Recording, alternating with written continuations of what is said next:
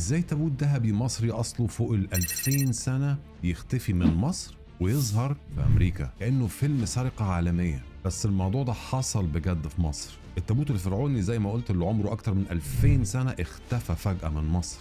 بس ازاي؟ مين سرقه؟ ازاي خرج من مصر رغم حماية الآثار؟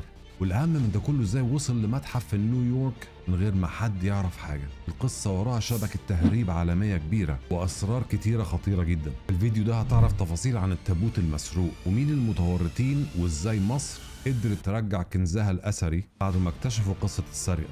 استعادة التابوت الأخضر وعودته إلى أرض الوطن تمثل حلقة جديدة في سلسلة نجاحات جهود وزارة الخارجية في حماية إرث مصر الحضاري وانعكاسا لروح التعاون التي جمعت مصر والولايات المتحدة الأمريكية.